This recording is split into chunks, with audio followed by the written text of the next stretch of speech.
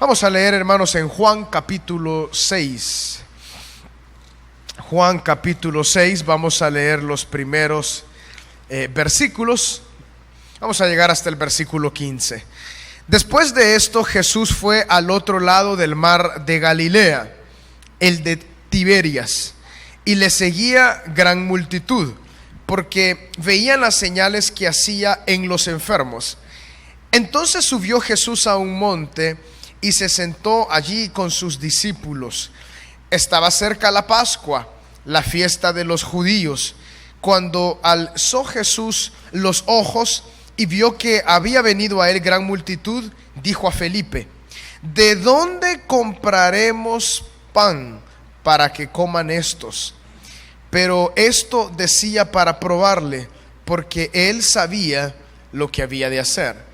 Felipe le respondió: 200 denarios de pan no bastarían para que cada uno de ellos tomase un poco.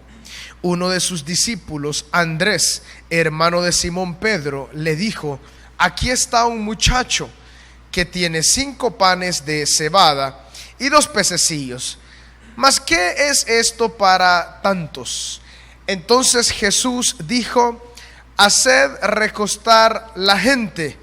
Y había ahí mucha hierba en aquel lugar, y se recostaron como en número de 5,000 varones.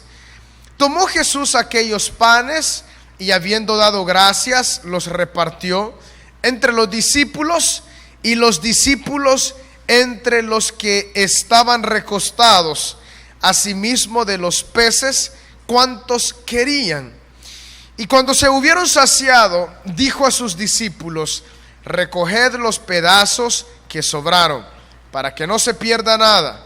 Recogieron pues y llenaron 12 cestas de pedazos, que de los 5 panes de cebada sobraron a los que habían comido. Aquellos hombres entonces, viendo la señal que Jesús había hecho, dijeron: este verdaderamente es el profeta que había de venir al mundo.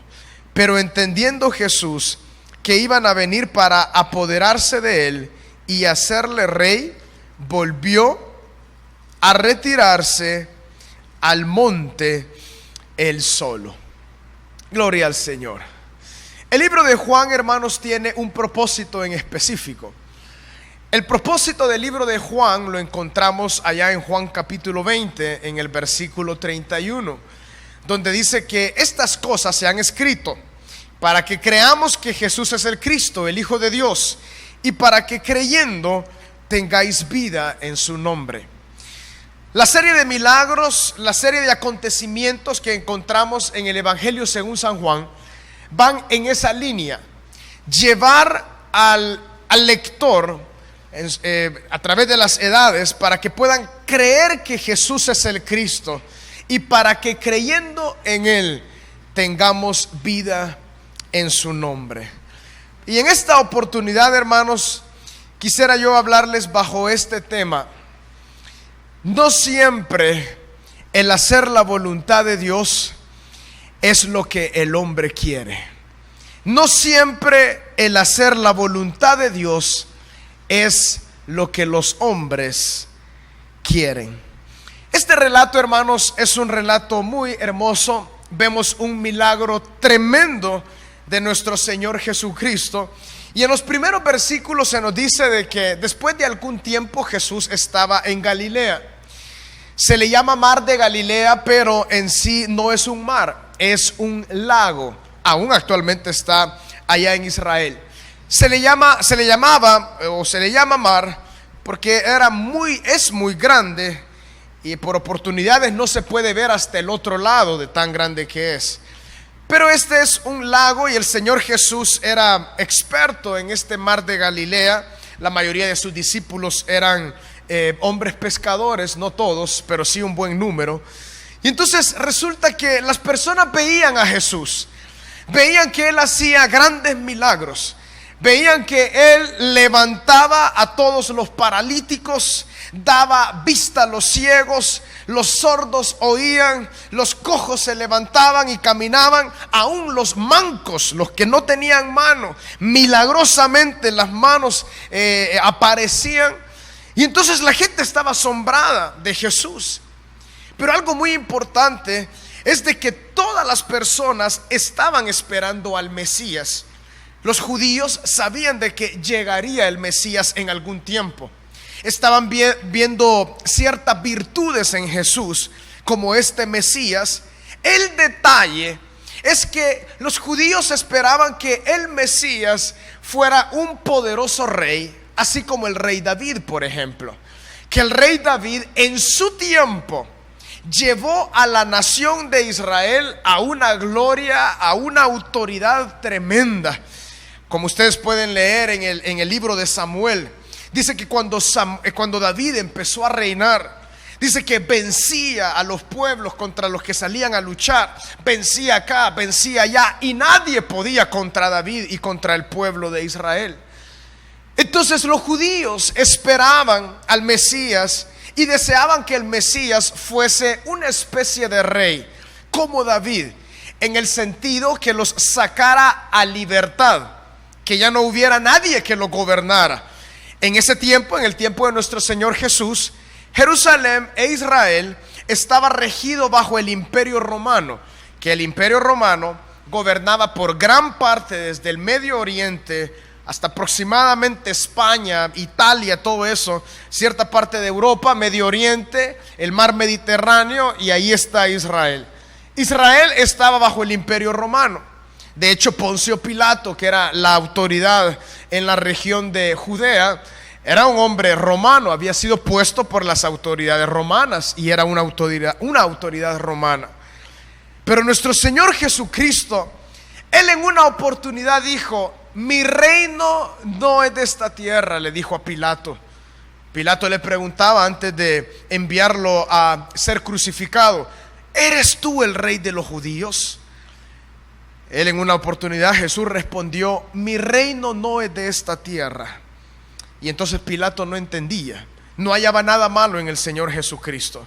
Pero hermanos, los judíos esperaban entonces que el Mesías fuera un gran rey, y veían en Jesús diversas capacidades y virtudes que lo hacían el Mesías. Por lo tanto, ellos querían hacer rey a Jesús. Claro está, sanaba a los enfermos, le daba provisión, y aquí vemos un milagro tan grande que ya vamos a analizar. Y ellos dijeron: no, este es el rey, este es el que estamos esperando y lo vamos a hacer rey. En primer lugar, hermanos, el Señor Jesús sabía lo que iba a hacer en ese momento, y entonces le lanza una pregunta muy interesante a Felipe, su discípulo, y le dice: ¿de dónde compraremos pan para que coman todos estos? Pero dice el versículo 6, esto decía para probarle, porque él sabía lo que había de hacer. El Señor Jesús quería probar la fe de este hombre llamado Felipe y también de sus discípulos. Más adelante el relato bíblico nos dice de que fueron más de 5,000 hombres los que estaban reunidos ahí. Eso quiere decir de que 5,000 varones habían. ¿Cuántas mujeres? Y por un hombre casi siempre andan 3 mujeres, ¿verdad? Por un hombre andan 2 mujeres. Las mujeres en número exceden al hombre. Digamos que habían fácilmente unas 10,000 personas que seguían a Jesús, seguían al Señor Jesús por lo que Él hacía. Y entonces en esta pregunta a Felipe, él no sabe qué responder, y responde de una manera muy sincera: 200 denarios de pan no bastarían para que cada uno de ellos tomase un poco. Los 200 denarios representan una buena cantidad de dinero en ese tiempo, pero aún esa cantidad no abastecería toda la necesidad de personas que habían en ese lugar. El otro discípulo llamado Andrés, hermano de Simón Pedro, le dijo: aquí está un muchacho que tiene 5 panes de cebada y 2 pececillos, mas ¿qué es esto para tantos? Andrés con mucha honestidad trajo al muchacho. La palabra no nos dice mayor información acerca de este muchacho. Simplemente fue un muchacho que andaba con 5 panes y 2 pececillos. Pero algo es cierto, hermanos. Dios, cuando nosotros ponemos nuestra vida, lo poco o lo mucho quizás que podemos tener en nuestra vida, el Señor puede multiplicarlo y hacer su gloria, manifestar su poder a través de nuestra vida. Eso es lo que Dios quería mostrar a Felipe. ¿De dónde sacaremos pan para estos? Pero él lo estaba probando que creyeran en que Jesús era el Mesías. Entonces Andrés trae a este muchacho con estas pocas provisiones, pero fueron muy necesarias para lo que Jesús iba a hacer. Jesús, en segundo lugar, dice el versículo 10, hace de recostar a la gente. Había mucha hierba en aquel lugar y se recostaron como en número de 5,000 hombres. Tomó Jesús aquellos panes y, habiendo dado gracias, los repartió entre los discípulos y los discípulos entre los que estaban recostados. Asimismo de los peces, cuánto querían. Les hago una pregunta, hermanos. No sé si alguno la va a poder responder, pero seguramente en el cielo vamos a saberlo. ¿A dónde fueron multiplicados los panes y los peces? ¿Fueron multiplicados en las manos de Jesús o fueron multiplicados en las cestas? En la medida que los discípulos iban entregando toda la comida, personalmente creo que simplemente ellos sacaban y entregaban y las cestas nunca se terminaban. No sabemos dónde fue la multiplicación, pero sí sabemos que quien lo hizo fue Jesús. Entonces Jesús multiplicó, hermanos, probando en primer lugar a Felipe la fe de estos hombres para que creyeran que Jesús es el Cristo. Él entonces obró este milagro y les pidió que todos entonces recibieran lo necesario para ese tiempo de comida. Hermanos, Dios tiene cuidado de nosotros. Cuando nosotros hemos decidido seguirle, porque esto es lo que estos hombres estaban haciendo, estos hombres y mujeres, siguiendo a Jesús. Y Dios les dio de su provisión para ellos de una forma milagrosa. Con los pocos panes, con los pocos peces, Dios multiplicó eso y terminaron tan llenos estos hombres. Estoy seguro que los gorditos, ¿verdad?, se tenían que quitar el cincho, bueno, en ese tiempo, y estaban tan saciados de lo que Jesús había hecho. Pero quiero llegar al punto central, hermanos, de esta enseñanza.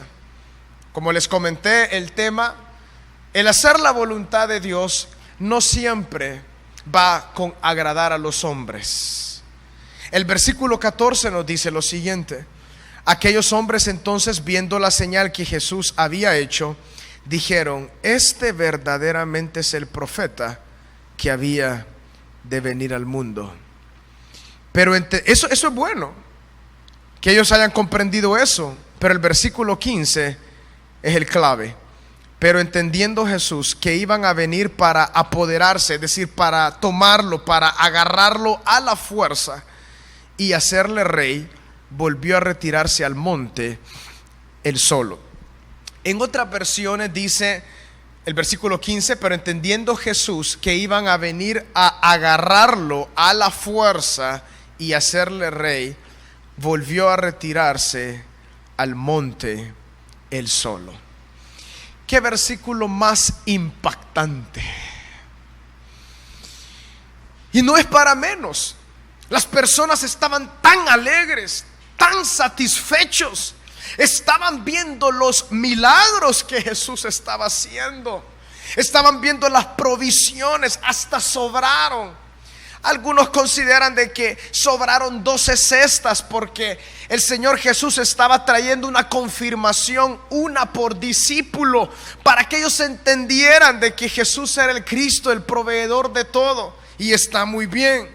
La gente entonces empezó a comprender, como dice el versículo 14, que Él era el profeta. Lo que ocurre es de que los hombres no habían entendido el propósito principal de Jesús. Y esto es algo muy interesante, hermanos. ¿A quién no le gustaría de que el pueblo lo alabe y lo aclame y lo ponga en un lugar de autoridad? Esto es lo que venían a querer hacer con Jesús. Cuando ellos vieron los milagros, tantos, tan poderosos que él hacía, vieron esta provisión y dijeron: no, aquí viene ya. Si lo hacemos rey, ya no vamos a tener hambre, ya no vamos a trabajar. Nos va a volver a llevar al pueblo de Israel al primer lugar. Pero dice la palabra que él volvió a retirarse al monte él solo. ¿Qué significa retirarse al monte él solo? Por lo menos deseo que analicemos dos detalles de esa frase. En primer lugar, Jesús conocía la voluntad del Padre. Jesús sabía de que él no había venido a la tierra para ser llamado rey en el sentido físico. Él sabía que no había venido a la tierra para ser coronado rey como los judíos querían, sino más bien él había venido a ser el rey sobre todo lo que existe, porque él ya lo era, pero en el sentido espiritual.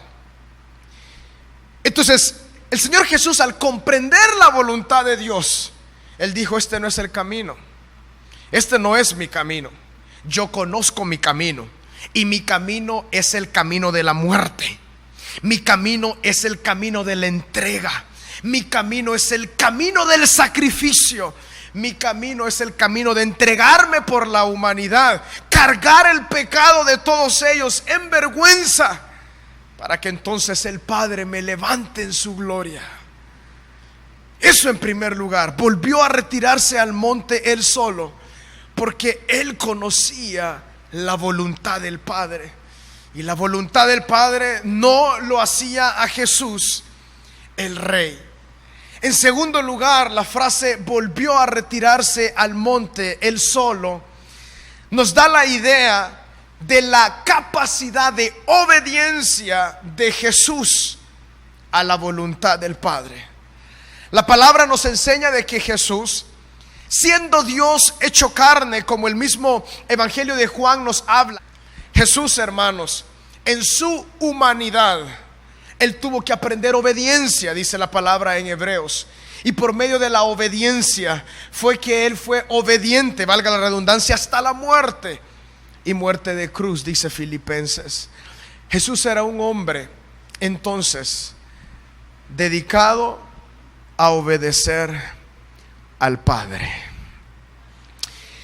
Con esta historia, hermanos, yo quisiera traer algunas aplicaciones a nuestro corazón para este tiempo en el cual nosotros vivimos. Gloria a Dios por lo que Jesús vivió hace más de 2000 años, pero Él quiere que nosotros podamos ser como Él, vivir como Él, que nosotros podamos crecer a la imagen de Cristo. Lo que nosotros vemos acá, hermanos, está muy claro. Los hombres alrededor de Jesús habían decidido levantar a Jesús. En muchas oportunidades, hermanos, y entro en estas aplicaciones con mucho cuidado, como cuando uno come pescado, ¿verdad? Con cuidado de las espinas. Hay cosas en las cuales Dios nos ha bendecido, talentos, capacidades. Pero a veces nosotros queremos utilizar las bendiciones de Él para autolevantarnos, para ponernos en lugares importantes delante de las personas. Muchas personas, al ver que alguien tiene X capacidad, dice: es que este es bueno para algo, este es bueno para esto, entonces pongámoslo aquí, él puede ser un buen representante nuestro, etcétera. Pero hermanos, en primer lugar, y la primera aplicación a nuestra vida es siempre preguntarle a Dios: Padre, ¿cuál es tu voluntad? ¿Cuál es tu voluntad? A veces, no siempre. Por ejemplo, cuando en el trabajo nos ofrecen un nuevo puesto, digamos, antes de aceptar a la propuesta de los hombres, le preguntamos al Señor si es su voluntad. Uno puede decir: no, hombre, si ¿cómo no va a ser la voluntad de Dios si me va a llegar más dinero? ¿Cómo va a ser la voluntad de Dios? Voy a tener más responsabilidades y me van a tratar con más respeto. La gran pregunta ¿es la voluntad de Dios? Jesús fácilmente podía haber dicho, bueno, el pueblo me quiere llevar al reinado y aquí estoy. Pero es que esa no era la voluntad de Dios. La voluntad de Dios no era que Jesús fuese rey como el pueblo quería. Por eso la primera aplicación a nuestra vida, hermanos, es las capacidades que Dios nos ha dado. Sometámoslas y dejémoslas siempre bajo la voluntad de Dios. En segundo lugar, una segunda aplicación a nuestra vida es de que Dios tiene planes para usted y para mí. Dios tiene planes, hermanos, propósitos para usted y para mí. El detalle, hermanos, es que en la comunión con Dios nosotros vamos a comprender el plan y el propósito que Él tiene para nosotros. El detalle es de que el propósito de Dios, la mayoría de oportunidades, porque así fue con Cristo, era el de sentarlo a la diestra de Él. Ese fue el propósito de la eternidad hasta la eternidad. Jesús en la eternidad, siendo uno con el Padre decidió entonces que Jesús se entregara. Y por medio, de la entrega de Jesús, Él iba a alcanzar un nombre que es sobre todo nombre, dice la palabra en Filipenses capítulo 2. Para que en el nombre de Jesús se doblen toda rodilla de los que están en todo lugar, en el cielo, en la tierra y debajo de la tierra, para que el nombre de Jesucristo sea el único exaltado. ¿Cómo entonces Jesús iba a alcanzar tal gloria? Lo iba a alcanzar por medio de la humillación, por medio de la humildad. Entonces Él fue obediente al Padre. De igual forma, entonces, el propósito de Jesús se cumplió en la medida que Él obedeció al Padre. La obediencia al Padre, en el caso de Jesús, por lo menos le tomó una vida muy difícil, ¿verdad? Él tuvo que entregarse a sí mismo, tuvo que servir a los demás, tuvo que humillarse, tuvo que obedecer, tuvo que padecer y tuvo que sufrir. Aquí encontramos claramente, hermanos, en el versículo 15, la humildad de Jesús. Humildad no es hacerse el humilde. Humildad no es hacerse el pobre. Humildad no es hacerse el que uno no entiende. Humildad es obedecer al Padre. Humildad es someterse a la voluntad de Dios. Y aquí encontramos en Jesús cumpliendo su propósito en humildad. No, yo no soy rey. Yo no he venido aquí a simplemente darle de comer. No, yo he venido para ser el maná de ustedes. Yo he venido para darle vida a ustedes. Cosa que en ese momento la gente no entendía muy bien todavía. Estaban viendo vislumbres que era el gran profeta, el Mesías. Pero lo que todavía no habían entendido era que Él era el Hijo de Dios y que tenía que entregar su vida en humildad. Por eso, en esta segunda aplicación, hermanos, el propósito de Dios se quiere cumplir en nuestra vida y se está cumpliendo. Pero muchas veces, si ustedes analizan su vida, el propósito de Dios se va cumpliendo en la medida que nosotros somos humildes y obedecemos a su voluntad. Y el obedecer a su voluntad nos trae la mayoría de veces sufrimiento. La carne no quiere, ¿verdad?, pasársela mal un rato. Nosotros simplemente quisiéramos que todo fuera avanzando como nosotros quisiéramos. Pero en el camino siempre encontramos el tropiezo que nos lleva a decir: Padre, yo quiero hacer tu voluntad. Hermanos, el propósito de nuestra vida se va cumpliendo en la medida que obedecemos a Dios y que aprendemos a soportar el sufrimiento. Jesús nació en un pesebre, en medio de animales. Yo creo que ninguno de nosotros, o tal vez alguno, no sé, nació en medio de animales.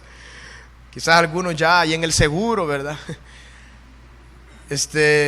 No en medio de animales, ¿verdad? En una cama, al menos, en condiciones como hoy en día las podemos ver. Jesús vivió como un pobre. Socialmente Jesús era un pobre. Jesús no tenía nada. Él literalmente en una oportunidad dijo a aquellos que querían seguirle: yo no tengo donde recostar mi cabeza. También lo dijo en un sentido espiritual, pero era una verdad. Él no tenía, pero Dios siempre le proveyó para el ministerio. Pedro tenía que comer, Judas tenía que comer. Judas era el tesorero y ladrón también. Extraía de las ofrendas que le regalaban a nuestro Señor Jesús para su ministerio. A lo que voy con esto, hermanos, es de que Jesús, al que la gente lo pusiera como un rey, Él podría pasar a ser de socialmente una persona pobre a alguien pues con capacidad económica. Pero al Señor Jesús no le interesaba eso. Al Señor Jesús le interesaba hacer la voluntad del Padre. Hermanos, esto es lo asombroso de Jesús. Entonces, en una tercera aplicación, hermanos, en primer lugar hemos visto de que debemos entonces hacer la voluntad de Dios. En segundo lugar, el propósito de Dios se cumple en nuestra vida en la medida que soportamos la obediencia, la disciplina de Dios. Y en tercer lugar, hermanos, no aceptemos las ofertas de este mundo cuando no van de acuerdo a la voluntad de Dios. El Señor Jesús fácilmente pudo haber dicho: bueno, yo les puedo dar libertad. Si Él era Dios encarnado, nada era imposible para Jesús. El detalle es que no era el propósito. La gente, dice la Biblia, lo quería agarrar, apoderarse de Él, porque ellos veían que Jesús no quería ser rey. Por lo tanto, querían agarrarlo a la fuerza y hacerle rey. Pero Él entonces se retiró, porque Él sabía de que no era lo que los que estaban alrededor pensaban, sino que Él tenía que hacer lo que el Padre le decía. El propósito de Dios. Hermanos, no siempre la gente que está a nuestro alrededor tiene la razón. Tal vez hay oportunidades que un consejo nos puede traer dirección, pero a veces no siempre. Y sobre todo, hermanos, las cosas de este mundo no pueden darnos a nosotros lo que solamente Dios nos puede dar. Las bendiciones de Dios, las bendiciones del cielo, digamos, solo las pueden recibir aquellos que entonces viven de acuerdo a la voluntad del Padre. Hermanos, si a uno lo quieren levantar aquí y allá, siempre preguntemos: Dios, ¿esto es tu voluntad o no es tu voluntad? Me parece que esto es algo bueno, pero Señor, ¿cuál es tu voluntad? Porque yo no quiero simplemente hacer lo que aparentemente puedo ser bueno. ¿A quién no le gustaría que lo levanten, verdad? Que le den, pues, como les decía, promociones en su trabajo, que le den nuevos alcances, etcétera. Pero la gran pregunta es: ¿va eso de acuerdo al propósito que Dios ha puesto en mi corazón? ¿Va eso alineado con el propósito que Dios ha puesto en mi corazón? ¿Va esto alineado con la voluntad de Dios a mi vida? ¿Va esto de la mano con lo que Dios quiere que yo haga? Por lo tanto, hermanos, hagamos el mundo a un lado y decidamos siempre hacer la voluntad de Dios.